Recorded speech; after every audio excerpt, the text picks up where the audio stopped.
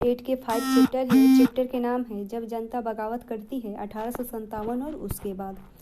Point है नीतियाँ और लोग।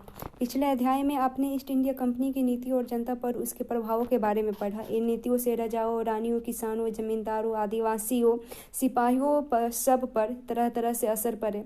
आप यह भी देख चुके हैं कि नीतियाँ और कार्रवाइयाँ जनता के हित में नहीं होती या जो उनकी भावनाओं को ठेस पहुँचाती उनके लिए किस तरह विरोध करते। नवाबों की छीनती सत्ता के बारे में देखते हैं तो 18वीं सदी के मध्य से ही राजाओं और नवाबों की ताकत छीनने लगी थी। उनकी सत्ता और सम्मान दोनों खत्म होते जा रहे थे। बहुत सारे दरबारों में रेजिडेंट तैनात कर दिए गए थे। स्थानीय शासकों को स्वतंत्रता घटती जा रही थी। उनकी सेनाओं को भंग कर दिया गया था। उनके राजस्व वसूली के अधिकार और इलाके एक एक करके छीने जा रहे थे। बहुत सारे स्थानीय शासकों ने अपने हितों की रक्षा के लिए कंपनी के साथ बातचीत भी की।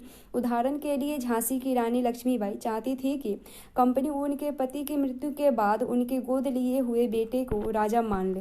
पेशवा बाजीराव द्वितीय के दत्तक पुत्र नाना साहब ने भी कंपनी से आग्रह किया कि उनके पिता को जो पेंशन मिलती थी वह मृत्यु के बाद उन्हें मिलने लगे। अपनी श्रेष्ठता और सैनिक ताकत के नशे में चूर कंपनी ने इन निवेदनों को ठुकरा दिया। अवध की रियासत अंग्रेजों के कब्जे में जाने वाली आखिरी रियासतें में से थी। 1801 में अवध पर एक सहायक संधि थोपी गई और 1856 में अंग्रेजों ने उसे अपने कब्जे में ले लिया। गवर्नर जनरल डलहौजी ने ऐलान कर दिया कि रियासत का शासन ठीक से नहीं चलाया जा रहा था, इसलिए शासन को दुरुस्त करने के लिए ब्रिटिश प्रभुत्व की जरूरी है। कंपनी ने मुगलों के शासन को खत्म करने की भी पूरा योजना बना ली थी। कंपनी द्वारा जारी किए गए सिक्कों पर से गुलाम शासन का नाम हटा दिया गया। 1849 में गवर्नर जनरल डलहौजी ने ऐलान कर दिया कि बहादुर शाह जफर की मृत्यु के बाद बादशाह के परिवार को लाल किले से निकालकर उसे दिल्ली में कहीं और बसाया जाएगा। 1856 में गवर्नर जनरल कैनिंग ने फैसला किया कि बहादुर शाह जफर आखिरी मुगल बादशाह होंगे। उनकी मृत्यु के बाद उनके किसी भी वंशज को बादशाह नहीं माना जाएगा, उन्हें केवल राजकुमारों के रूप में मान्यता दी जाएगी। उसके बाद देखते हैं किसान और सिपाही।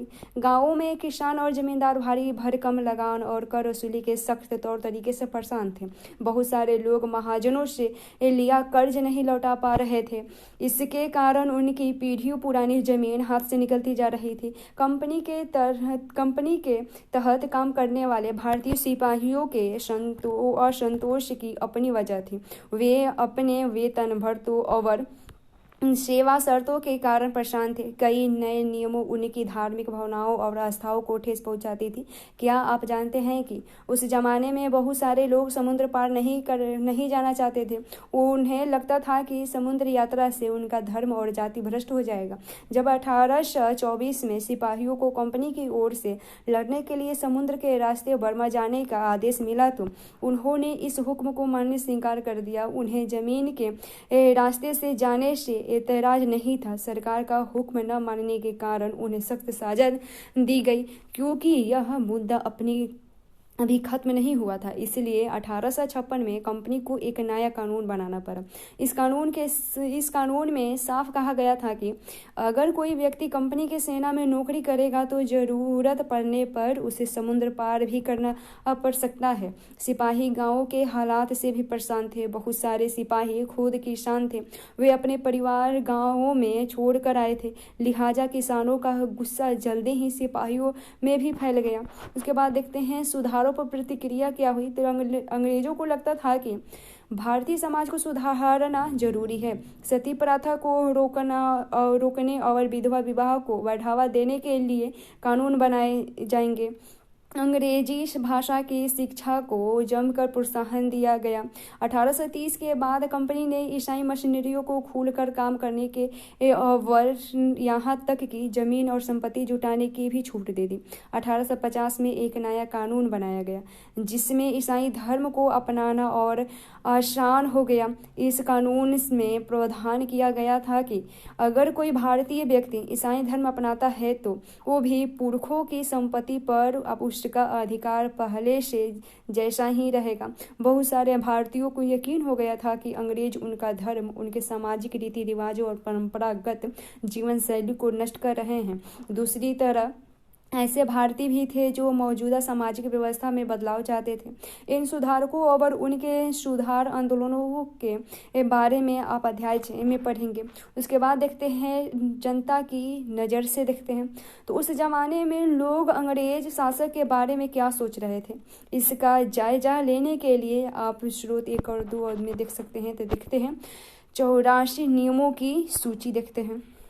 पहला स्रोत है यहाँ महाराष्ट्र के एक गांव में रहने वाले ब्राह्मण विष्णु भट्ट गोडसे द्वारा लिखित पुस्तक माझा प्रवास के कुछ अंश दिए गए हैं। विष्णु भट्ट और उनके चाचा मथुरा में आयोजित किए जा रहे एक यज्ञ में भाग लेने के लिए निकले थे। विष्णु भट्ट लिखते हैं कि रास्ते में उनकी मुलाकात कुछ सिपाहियों से हुई जिन्होंने उन्हें सलाह दी कि वे वापस लौट जाए क्योंकि 3 दिन के भीतर चारों तरफ कोहराम मच जाएगा। सिपाहियों ने जो कहा वह इस प्रकार था।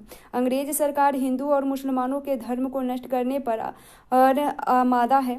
उन्होंने 84 नियमों की एक सूची बनाई है और कलकत्ता में सारे राजाओं और राजकुमारों की मौजूदगी में उसका ऐलान कर दिया है। उन्होंने यानी सिपाहियों ने बताया कि राजा इन नियमों को मानने के लिए तैयार नहीं है। उन्होंने अंग्रेजों को घातक परिणामों की चेतावनी दी है।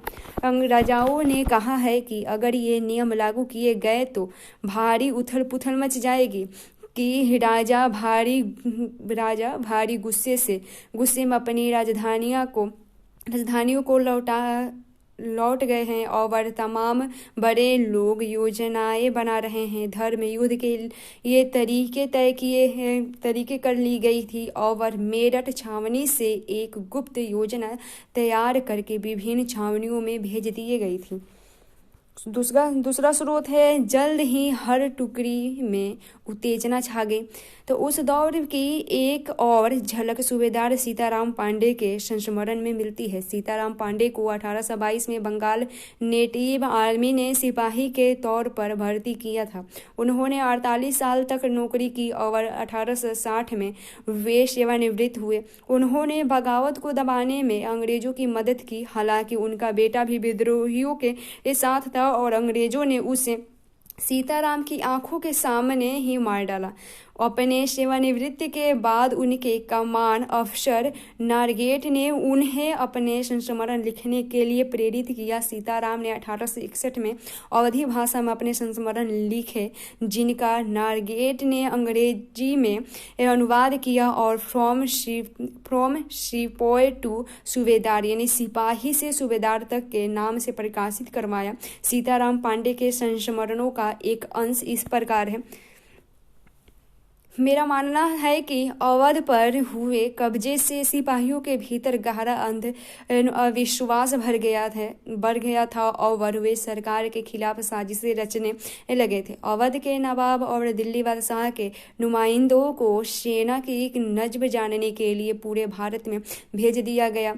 उन्होंने सिपाहियों की भावनाओं को और हवा दी। उन्होंने सिपाहियों को बताया कि विदेशियों ने बादशाह के साथ कितना बड़ा धोखा किया है। उन्होंने 1000 झूठ गढ़े डाले और सिपाहियों को अपने मालिकों अंग्रेजों के खिलाफ बगावत करने के लिए उकसाया ताकि दिल्ली में बादशाह को दोबारा गद्दी पर बैठाया जा सके। उनकी दलील थी कि अगर सिपाही मिलकर काम करे और इन सुझावों पर अमल करे तो सेना ऐसा कर सकती है। संयोग से इसी समय सरकार ने हर एक रेजिमेंट के कुछ लोगों को नई राइफल के इस्तेमाल का तरीका बतलाने के लिए अलग अलग छावनियों में भेजा।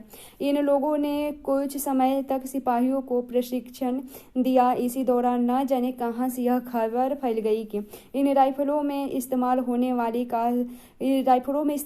वाली कारतूसों पर गाय और सुअर की चर्बी का लेप चढ़ाया गया है। हमारी रेजिमेंट के लोग दूसरे लोगों को लिख कर यह खबर भेजने लगे लगे और जल्द ही हर एक रेजिमेंट में उत्तेजना का माहौल बन गया। कुछ लोगों ने कहा कि उनकी 40 साल की नौकरी में सरकार ने उनके मजहब को चोट पहुंचाने के लिए कभी कुछ नहीं किया था, लेकिन जैसा कि मैंने पहले ही जिक्र किया, अवध पर कब्जे के कारण सिपाही पहले ही गुस्से में थे। स्वार्थी लोगों ने फौरन यह कहानी गढ़ दी कि अंग्रेज तो सबको ईसाई बनाना चाहते हैं, इसलिए उन्होंने ऐसे कारतूस तैयार किया है ताकि उन्हें इस्तेमाल करने से मुसलमान और हिंदू दोनों ही भ्रष्ट हो जाए।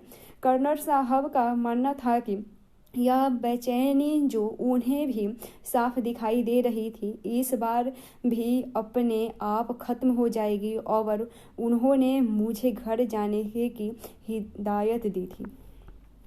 उसके बाद देखते हैं सैनिक विद्रोह जन विद्रोह बन गया। यद्यपि शासक और प्रजा के बीच संघर्ष कोई अनोखी बात नहीं होती, लेकिन कभी कभी ये संघर्ष इतने फैल जाते हैं कि राज्य की सत्ता छिन्न भिन्न हो जाती है। बहुत सारे लोग मानने लगे हैं कि उनका सबका शत्रु एक है, इसलिए वे सभी कुछ करना चाहते हैं। इस तरह की स्थिति में हालात अपने हाथ में लेने के लिए लोगों को संगठित होना पड़ता है।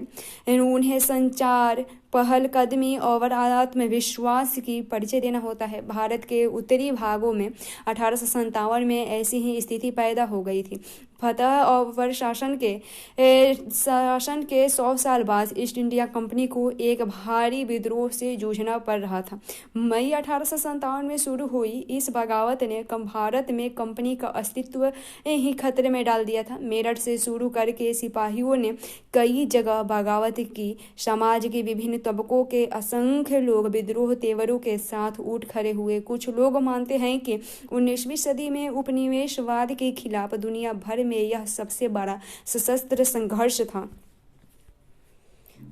मेरठ से दिल्ली तक देखते हैं तो 8 अप्रैल 1857 को युवा सिपाही मंगल पांडे को बैरकपुर में अपने अफसरों पर हमला करने के आरोप में फांसी पर लटका दिया गया। चंद दिन बाद मेरठ में तैनात कुछ सिपाहियों ने नए कारतूसों को साफ फौजी अभ्यास करने से इनकार कर दिया। सिपाहियों को लगता था कि उन कारतूसों पर गाय और सूअर की चर्बी का लेप चढ़ाया गया था। 85 सिपाहियों को नौकरी से निकाल दिया गया। उन्हें अपने अफसरों का हुक्म न मानने के आरोप में 10-10 साल की सजा दी गई। यह 9 मई 1857 की बात है। मेरठ में तैनात हुए भारतीय सिपाहियों की प्रतिक्रिया बहुत जबरदस्त रही। 10 मई को सिपाहियों ने मेरठ की जेल पर धावा बोलकर वहां बंद सिपाहियों को आज़ाद करा लिया। उन्होंने अंग्रेज अफसरों पर हमला करके उन्हें मार गिराया। उन्होंने बंदूक और हथियार कब्जे में ले लिए और अंग्रेजों की इमारतों और सिपाहियों को आग के हवाले कर दिए। उन्होंने फिरंगियों के खिलाफ युद्ध का ऐलान कर दिया। सिपाही पूरे देश में अंग्रेजों के शासन को खत्म करने पर आमादा थे, लेकिन सवाल यह था कि अंग्रेजों के जाने के बाद देश का शासन कौन चलाएगा। सिपाहियों ने इसका भी जवाब ढूंढ लिया था। वे मुगल सम्राट बहादुर शाह जफर को देश का शासन सौंपना चाहते थे। मेरठ के कुछ सिपाहियों की एक टोली 10 मई को रात को घोड़े पर सवार होकर वो अंधेरे ही दिल्ली पहुंच गई। जैसे ही उनके आने की खबर फैली, दिल्ली में तैनात टुकड़ियों ने भी बगावत कर दी। यहाँ भी अंग्रेज अफसर मारे गए। देशी सिपाहियों ने हथियार और गोली बारूद कब्जे में ले लिया और इमारतों को आग लगा दी। विजयी सिपाही लाल किले की दीवारों के आसपास जमा हो गए। वे बादशाह से मिलना चाहते थे। बादशाह अंग्रेजों की भारी ताकत से दो हाथ करने को तैयार नहीं थे, लेकिन सिपाही भी अड़े रहे। आखिरकार वे जबरन महल में घुस गए और उन्होंने बहादुर शाह जफर को अपना नेता घोषित कर दिया। बूढ़े बादशाह को सिपाहियों की यह मांग माननी पड़ी। उन्होंने देश भर के मुखियाओं और शासकों को चिट्ठी लिखकर अंग्रेजों से लड़ने के लिए भारतीय राज्यों का एक संघ बनाने का आह्वान किया। बहादुर शाह के इस एकमात्र कदम के गहरे परिणाम सामने आए। अंग्रेजों से पहले देश के एक बहुत बड़े हिस्से पर मुगल साम्राज्य का ही शासन था। ज्यादातर छोटे शासक और रजवाड़े मुगल बादशाह के नाम से ही अपने इलाकों का शासन चलाते थे। ब्रिटिश शासन के विस्तार से भयभीत ऐसे बहुत सारे शासकों को लगता था कि अगर मुगल बादशाह दोबारा शासन स्थापित कर ले तो वे मुगल आधिपत्य में दोबारा अपने इलाकों का शासन बेफिक्र होकर चलाने लगेंगे। अंग्रेजों को इन घटनाओं की उम्मीद नहीं थी। उन्हें लगता था कि कारतूसों के मुद्दे पर पैदा हुई उथल पुथल कुछ समय में शांत हो जाएगी। लेकिन जब बहादुर शाह जफर ने बगावत को अपना समर्थन दे दिया तो स्थिति रातों रात बदल गई। अक्सर ऐसा होता है कि जब लोगों को कोई रास्ता दिखाई देने लगता है तो उनका उत्साह और साहस बढ़ जाता है। इससे उन्हें आगे बढ़ने की हिम्मत, उम्मीद और आत्मविश्वास मिलता है। बगावत फैलने लगी। देखते हैं इसके बारे में। तो जब दिल्ली से अंग्रेजों के पैर उखड़ गए तो लगभग एक हफ्ते तक कहीं कोई विद्रोह नहीं हुआ। जाहिर है कि खबर फैलने में भी कुछ समय तो लगता ही था, लेकिन फिर तो विद्रोहों का सिलसिला ही शुरू हो गया। एक के बाद एक रेजिमेंट में सिपाहियों ने विद्रोह कर दिया और वे दिल्ली, कानपुर और लखनऊ जैसे मुख्य बिंदुओं पर दूसरी टुकड़ियों के साथ देने को निकल पड़े। उनकी देखा देखी कस्बों और गांवों के लोग भी बगावत के रास्ते पर चल पड़े। वे स्थानीय नेताओं, जमींदारों और मुखियाओं के पीछे संगठित हो गए। ये लोग अपनी सत्ता स्थापित करने और अंग्रेजों से लोहा लेने को तैयार थे। स्वर्गीय पेशवा बाजीराव के दत्तक पुत्र नाना साहब कानपुर के पास रहते थे। उन्होंने सेना इकट्ठा की और ब्रिटिश सैनिकों को शहर से खदेड़ दिया। उन्होंने खुद को पेशवा घोषित किया। उन्होंने ऐलान किया कि वह बादशाह बहादुर शाह जफर के तहत गवर्नर है। लखनऊ की गद्दी से हटा दिए गए नवाब वाजिद अली शाह के बेटे बिरजेश कद्र को नया नवाब घोषित कर दिया गया। बिरजेश कद्र ने भी बहादुर शाह जफर को अपना बादशाह मान लिया। उनकी मां बेगम हजरत महल ने अंग्रेजों के खिलाफ विद्रोह को बढ़ावा देने में बढ़ चढ़ कर हिस्सा दिया। झांसी में रानी लक्ष्मीबाई भी विद्रोही सिपाहियों के साथ जा मिली। उन्होंने नाना साहब के सेनापति तात्या टोपे के साथ मिलकर अंग्रेजों को भारी चुनौती दी। मध्य प्रदेश के मंडला क्षेत्र में राजगढ़ की राजी अवंती बाई लोधी ने 4000 सैनिकों की फौज तैयार की और अंग्रेजों के खिलाफ उसका नेतृत्व किया, क्योंकि ब्रिटिश शासन ने उनके राज्य के प्रशासन पर नियंत्रण कर लिया था। विद्रोही टुकड़ियों के सामने अंग्रेजों की संख्या बहुत कम थी। बहुत सारे मोर्चों पर उनकी जबरदस्त हार हुई। इससे अंग्रेजों को यकीन हो गया कि अब अंग्रेजों का शासन खत्म हो चुका है। अब लोगों को विद्रोह में कूद पड़ने का गहरा आत्मविश्वास मिल गया था। खास तौर से अवध के इलाके में चौतरफा बगावत की स्थिति थी। 6 अगस्त 1857 को लेफ्टिनेंट कर्नल टाइटल ने अपने कमांडर इन चीफ को टेलीग्राम भेजा, जिसमें उसने अंग्रेजों के भय को व्यक्त किया था। हमारे लोग विद्रोहियों की संख्या और लगातार लड़ाई से थक गए हैं। एक गांव हमारे खिलाफ है, जमींदार भी हमारे खिलाफ खड़े हो रहे हैं। इस दौरान बहुत सारे महत्वपूर्ण नेता सामने आए। उदाहरण के लिए फैजाबाद के मौलवी अहमदुल्ला शाह ने भविष्यवाणी कर दी कि अंग्रेजों का शासन जल्द ही खत्म हो जाएगा। यह समझ चुके थे कि जनता क्या चाहती है। इसी आधार पर उन्होंने अपने समर्थकों की एक विशाल संख्या जुटा ली। अपने समर्थकों के साथ वे भी अंग्रेजों से लड़ने लखनऊ जा पहुंचे। दिल्ली में अंग्रेजों का सफाया करने के लिए बहुत सारे गाजी यानी धर्म योद्धा इकट्ठा हो गए थे। बरेली के सिपाही वक्त खान ने लड़ाइयों की एक विशाल टुकड़ी के साथ दिल्ली की ओर कूच कर दिया। इस बगावत में एक मुख्य व्यक्ति साबित हुए। बिहार के एक पुराने जमींदार कुंवर सिंह ने भी विद्रोही सिपाहियों के साथ दिया और महीनों तक अंग्रेजों से लड़ाई लड़ी। तमाम इलाकों के नेता और लड़ाके इस युद्ध के हिस्से ले रहे थे। उसके बाद कंपनी का पटवार की देखते हैं तो उस उथल पुथल के बावजूद अंग्रेजों ने हिम्मत नहीं छोड़ी। कंपनी ने अपनी पूरी ताकत लगाकर विद्रोह को कुचलने का फैसला किया। उन्होंने अंग्रेजों से और फौजी मंगवाए, विद्रोहियों को जल्द सजा देने के लिए नए कानून बनाए और विद्रोह के कुछ केंद्रों पर दावा बोल दिया। सितंबर 1857 के दिल्ली दोबारा अंग्रेजों के कब्जे में आ गई। अंतिम मुगल बादशाह बहादुर शाह जफर पर मुकदमा चलाया गया और उन्हें आजीवन कारावास की सजा दी गई। उनके बेटे को उनकी आंखों के सामने ही गोली मार दी गई। बहादुर शाह की उनकी पत्नी बेगम जीनत महल को अक्टूबर 1858 में रंगूल जेल में भेज दिया गया। इसी जेल में नवंबर 1862 में बहादुर शाह जफर ने अंतिम सांस ली थी। दिल्ली पर अंग्रेजों का कब्जा हो जाने का यह मतलब नहीं था कि विद्रोह खत्म हो चुका था। इसके बाद भी लोग अंग्रेजों से टक्कर लेते रहे। व्यापक बगावत की विशाल ताकत को कुचलने के लिए अंग्रेजों को अगले 2 साल तक लड़ाई लड़नी पड़ी। मार्च 1858 में लखनऊ अंग्रेजों के कब्जे में चला गया। जून 1858 में रानी लक्ष्मीबाई की शिकस्त हुई और उन्हें मार दिया गया। दुर्भाग्यवश ऐसा ही रानी अवंतीबाई लोधी के साथ हुआ। खेड़ी की शुरुआत विजय के बाद उन्होंने अपने आप को अंग्रेजी फौज से घिरा पाया और वे शहीद हो गई। तात्या टोपे मध्य भारत के जंगलों में रहते हुए आदिवासियों और किसानों की सहायता से छापामार युद्ध चलाते रहे। जिस तरह पहले अंग्रेजों के खिलाफ मिली सफलताओं से विद्रोहियों को उत्साह मिला था, उसी तरह विद्रोही ताकतों की हार से लोगों की हिम्मत टूटने लगी।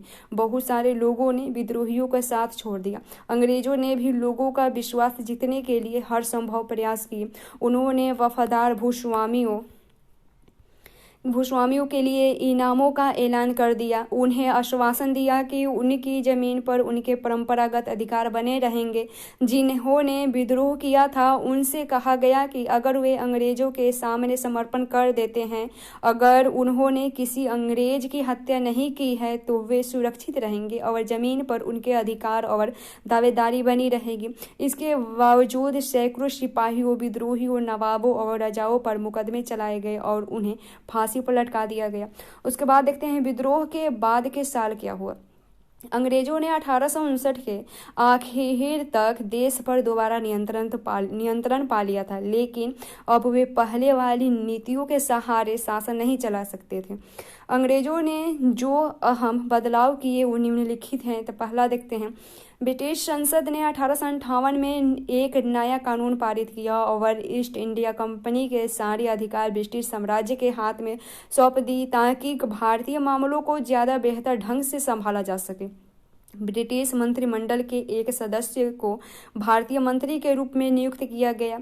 उसे भारत के शासन से संबंधित मामलों को संभालने का जिम्मा सौंपा गया। उसे सलाह देने के लिए एक परिषद का गठन किया गया जिसे इंडिया काउंसिल कहा जाता था। भारत के गवर्नर जनरल को वायसराय का ओहदा दिया गया। इस प्रकार उसे इंग्लैंड के राजा रानी का निजी प्रतिनिधि घोषित कर दिया गया। फलस्वरूप अंग्रेज सरकार ने भारत के शासन की जिम्मेदारी सीधे अपने हाथ में ले ली।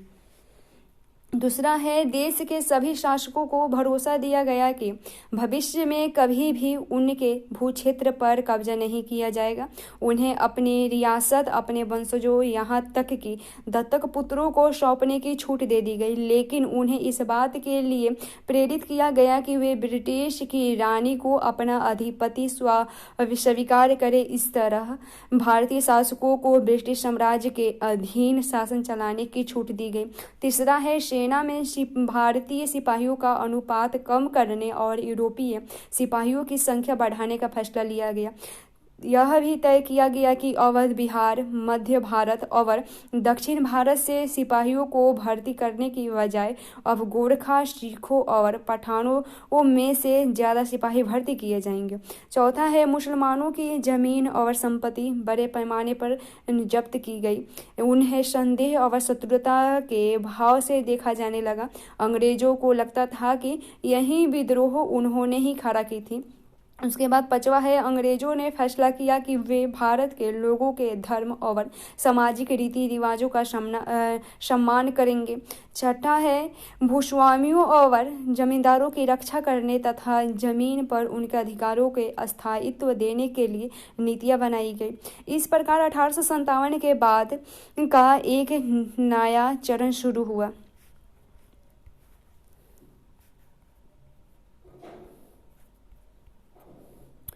उसके बाद देखते हैं खुर्दा संग्राम, एक केस स्टडी है। देखते हैं 1857 की घटना से बहुत पहले उसी प्रकार की एक घटना सन 1817 में खुर्दा नामक स्थान पर घटित हुई थी।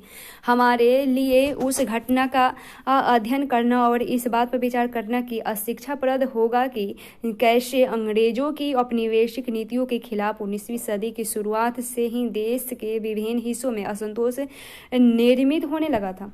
खुर्दा, जो कि ओडिशा के दक्षिण पूर्वी भाग में स्थित एक छोटा सा राज्य था, वह 19वीं शताब्दी की शुरुआत में 105 गढ़ों जिनमें 60 बड़े और 1109 छोटे गांव सम्मिलित थे, एक जनबहुल उपजाऊ क्षेत्र था। इसके शासक राजा वीर किशोर देव को स्व-अधिकृत 4 परगनाओं को तथा जगन्नाथ मंदिर के संचालन अधिकार समेत 14 गढ़जातों के प्रशासनिक उत्तराधिकारियों को पूर्व में दबाव में आकर मराठाओं को सौंप देना पड़ा था। उनके पुत्र तथा उत्तराधिकारी मुकुंद देव द्वितीय इस दुर्दशा से विचलित थे। अतः अंग्रेजों और मराठों के बीच जारी संघर्ष में अपने लिए एक मौका देखते हुए उन्होंने अपने खोए हुए क्षेत्रों तथा जगन्नाथ मंदिर की देखरेख से संबंधित अधिकारों को पुनः प्राप्ति हेतु अंग्रेजों के साथ सलाह मशवरा शुरू कर दिया था। परंतु 1803 में ओडिशा को अपने कब्जे में लाने के बाद अंग्रेजों ने उन्हें इन दोनों मुद्दों में से किसी पर भी सकारात्मक कार्यवाही करने की दिशा में कोई रुचि नहीं दिखाई। परिणामतः ओडिशा के दूसरे सामंत राजाओं के साथ मिलकर तथा मराठाओं के गुप्त समर्थकों से उन्होंने जबरन अपने अधिकारों को लागू करने का प्रयास किया। इस वजह से उन्हें अपने पद से विस्थापित होना पड़ा और अंग्रेजों ने उनके राज्य को अपने में मिला लिया संतावना के रूप में एक नियमित अनुदान के साथ, जो कि उनकी पूर्व भूसंपत्ति के राजस्व का मात्र 1/10 था। अंग्रेजों ने उन्हें जगन्नाथ मंदिर के देखरेख का दायित्व दिया और उनका निवास पूरी से निश्चित कर दिया गया। इस अनैतिक व्यवस्था से ओडिशा में दमनकारी विदेशी शासन के एक ऐसे युग का प्रारंभ हुआ जिसने 1817 में एक गंभीर सशस्त्र संग्राम का मार्ग प्रशस्त किया। खुर्दा को अपने अधीन करने के तुरंत बाद अंग्रेजों ने राजस्व निवृत्त जमीन पर कर लगाने की नीति अपनाई। इसमें राज्य के पूर्व सैनिक वर्ग, जिन्हें पाइक के नाम से जाना जाता था, उनका जीवन पूरी तरह से प्रभावित हुआ। इस जीवन की भयावहता राजस्व की मांग में अनुचित वृद्धि और इस संग्रह के दमनकारी तरीकों से और बढ़ गई थी। इस कार्यवाही के फलस्वरूप 1805 और 1817 के बीच में खुर्दा से बड़े पैमाने पर लोग जमीन छोड़कर चले गए। फिर भी अंग्रेजों ने अस्थायी बंदोबस्त के तहत राजस्व भुगतान की नीति को चालू रखा, जिसमें जमीन की उपजाऊ क्षमता तथा रेतों की भुगतान की क्षमता की अनदेखी करते हुए हर वर्ष राजस्व की मांगों में वृद्धि की। यहाँ तक कि प्राकृतिक आपदाओं के समय में भी कोई उदारता नहीं दिखाई गई, और जबकि ओडिशा में ऐसे आपदाएं अक्सर आती रहती थी। बाकायदाओं की जमीन को षड्यंत्रकारी राजस्व अधिकारियों या फिर बंगाल के सट्टेबाजों को बेच दिया गया। खुर्दा के विस्थापित राजा का वंशानुगत सेनानायक जगबंधु विद्याधर महापात्र भ्रमरराव राय, जिन्हें लोग बख्शी जगबंधु के नाम से जानते थे, वह ऐसे बेदखल हुए जमींदारों में से एक थे। व्यवहारिक रूप से वे एक भिखारी बन गए थे। अपने साथ अपने तथा अपने जैसे जमीन से बेदखल हुए लोगों की ओर से संघर्ष करने का निश्चय करने से पूर्व प्राय 2 साल तक उन्होंने खुर्दा के लोगों को स्वैच्छिक दान से अपना गुजारा किया। बीते हुए वर्ष के साथ साथ जो तकलीफें इन शिकायतों के साथ जुड़ गई थी, वे थी अंग्रेजों द्वारा इस क्षेत्र में चांदी के सिक्कों का प्रचलन, इस नई मुद्रा में राजस्व के भुगतान पर जोर देना, खाद्य सामग्री की कीमतों में अभूतपूर्व वृद्धि तथा नमक की आपूर्ति में कमी, जो कंपनी के एकाधिकार नीति के चलते लगभग दुर्लभ हो गया था और जिसके कारण उड़ीसा के पारंपरिक रूप से नमक बनाने वाले इस काम से वंचित हो गए थे। और स्थानीय जमींदारों की कलकत्ता में नीलामी, जिसके कारण उड़ीसा में बंगाल के अनुपस्थिति जमींदारों का आगमन हुआ। इसके अतिरिक्त संवेदनशील तथा भ्रष्ट पुलिस प्रशासनिक व्यवस्था ने भी स्थिति को और दुष्कर बना दिया, जिसके चलते होने वाले सशस्त्र संग्राम ने और भयावह आकार धारण कर लिया। 29 मार्च 1817 को इस संग्राम की शुरुआत तब हो गई जब पाइकों ने बानपुर में स्थित पुलिस चौकी और अन्य सरकारी संस्थाओं पर हमला कर दिया और 100 से अधिक लोगों की हत्या करने के साथ साथ सरकारी खजाने में से एक बड़ी रकम लेकर चले गए। शीघ्र ही खुर्दा को केंद्र करते हुए इस घटना की लहर अलग अलग दिशाओं में फैल गई। उत्साह से भरपूर जमींदार और रैयत पाइकों के साथ मिल गए, जो उनके साथ नहीं मिले उन्हें प्रताड़ित किया गया। एक कर मत दो अभियान की शुरुआत किया गया। अंग्रेजों ने पाइकों को उनके जमे हुए स्थान से हटाने की कोशिश की, परंतु असफल रहे।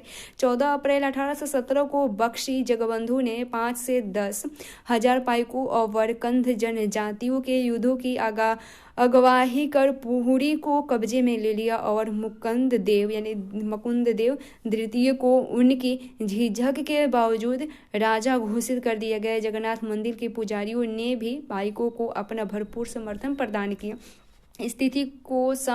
स्थिति को हाथ से निकलते हुए देख अंग्रेजों ने मार्शल लॉ लागू कर दिया। जल्द ही घोषित राजा पकड़े गए और उन्हें उनके पुत्र सहित कटक में कारावास दे दिया गया। बख्शी ने अपने करीबी सहयोगी कृष्णचंद्र भ्रमरराव राय के साथ मिलकर कटक और खुर्दा के बीच यातायात के सारे माध्यम को काटने का प्रयास किया। इसके साथ साथ संघर्ष उड़ीसा के दक्षिण और उत्तर पश्चिम हिस्सों में फैल गया। परिणाम स्वरूप अंग्रेजों ने मेजर जनरल मार्टिनडल को पाइकों के चंगुल से पूरे क्षेत्र को मुक्त कराने के लिए भेजा तथा बख्शी जगबंधु और उनके साथियों को पकड़वाने के लिए पुरस्कार की भी घोषणा की। इस प्रकार जो सामरिक कार्रवाई चली उनमें सैकड़ों पाइक मारे गए, कई घने जंगलों में चले गए और अन्य सामूहिक क्षमा योजना के तहत अपने घरों में लौट गए। इस तरह से अंग्रेजों ने मई 1817 तक खुर्दा के संग्राम को लगभग काबू में कर लिया, परंतु खुर्दा के बाहरी क्षेत्रों में बख्शी जगबंधु के कुंजंग के राजा जैसे सहयोगी की मदद से और पाइकों के उनके प्रति अटूट निष्ठा के कारण इस संघर्ष को मई 1825 तक जारी रखा। जब उन्होंने अंग्रेजों के सामने आत्मसमर्पण कर दिया, उसके उपरांत अंग्रेजों ने खुर्दा के लोगों के प्रति अपनी ओर से दयालु, अनुग्रहित और सहनशीलता की नीति अपनाई। पुलिस और न्यायिक व्यवस्था में अवश्य सुधार किया। नमक की कीमतों में कमी की गई। जिन राजस्व अधिकारों को भ्रष्ट किया गया उन्हें कार्य से निष्कासित कर दी और बेदखल जमींदारों को अपनी जमीन लौटा दी गई। दिवंगत खुर्दा के राजा के पुत्र रामचंद्र देव तृतीय को स्वतंत्र का पूरी जाने दिया गया और 26,000 रुपये के अनुदान के साथ उन्हें जगन्नाथ मंदिर की देखरेख का दायित्व सौंप दिया गया। संक्षेप है, यह ओडिशा के अंग्रेजों के विरुद्ध पहला लोकप्रिय सशस्त्र संघर्ष था जिसका उस क्षेत्र के में ब्रिटिश शासन पर दूरगामी प्रभाव पड़ा। अतः इसे मात्र पाइक विद्रोह कहना इसे कमतर कर आंकना होगा।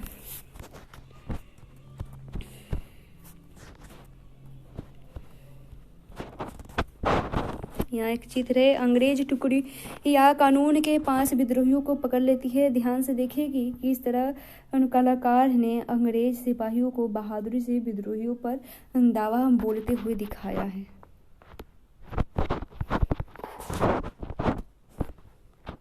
यह है तात्या टोपे की स्मृति में जारी डाक टिकट। और ये विद्रोही सिपाही मेरठ से दिल्ली की तरफ कूच करते हैं। शुरू में अंग्रेजी सेनाओं को दिल्ली की भारी किलेबंदी को तोड़ने में मुश्किल हुई।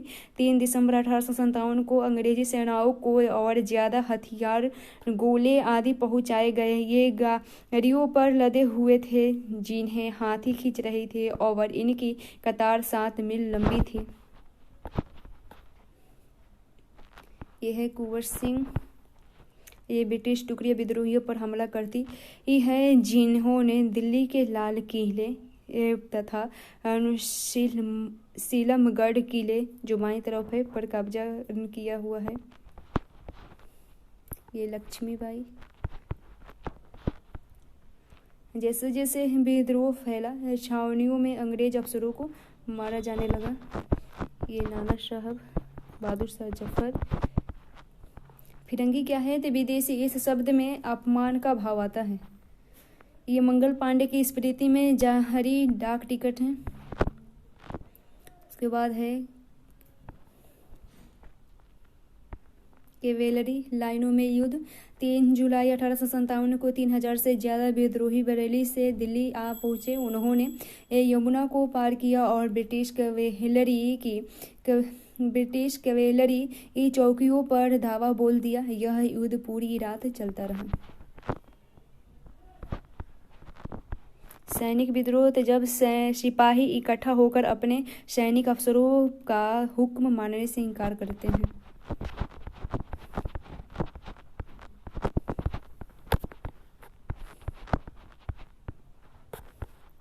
यह है सिपाही और किसान विद्रोह के लिए ताकत जुटाते हुए यह विद्रोह 1857 में उत्तर भारत के मैदानों में फैल गया।